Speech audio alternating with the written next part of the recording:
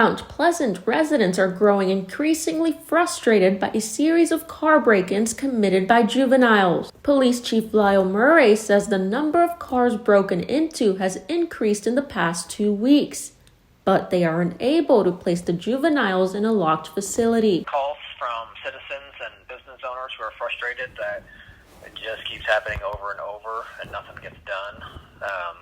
We tell them that we charge them, and that doesn't do much for the people, and I don't blame them. They're the ones who gotta, repair all the damage or go find your car in another town, an hour away or something, and pay a tow bill. So there's some frustrated people here in our area. So the Krista Moore Family Treatment Center is a residential facility for troubled juveniles. The center does not have control of who ends up in their facility. Many of its clients are not from the area, and most are ordered by court to the facility. In recent weeks, campers, vehicles, and trailers have been ransacked. The police chief says the burglaries are often committed by repeat offenders. They're not from here, so most of the time they're trying to go back to where they came from. So that's why they're stealing cars, breaking into cars, looking for money, cigarettes, clothes, and then if they get lucky and find keys, generally we find them, or they get found in the towns that they came from. You're looking at 4 to 7 chronic runaway kids. On a Facebook post, Mount Pleasant police state that the latest break-in occurred February 23rd.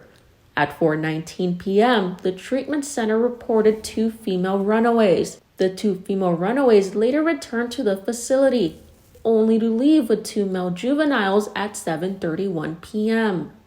By 9:05 p.m., a local citizen located the group going through his vehicle and notified law enforcement. We've sent numerous letters, emails to the director of DHS, the state of Iowa, juvenile court services,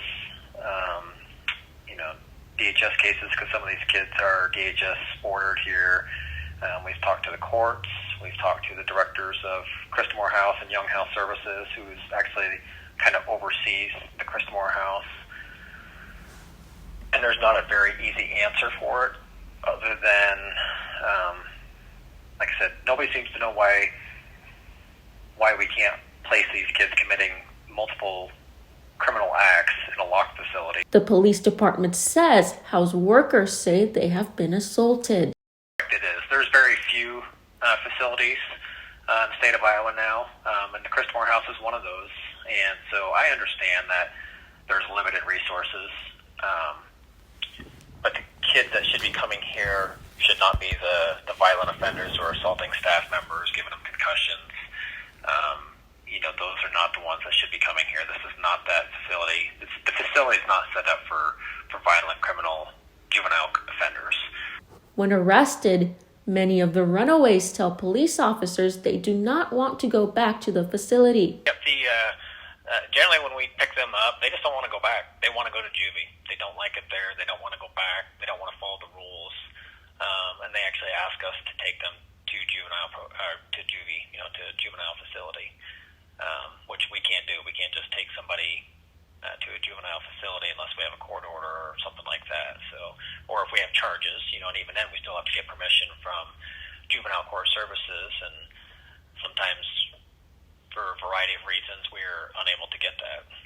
This is not the first time the department has dealt with this situation, with Christamore alerting police of 3 more runaway cases on January 18th, 9th, and 6th.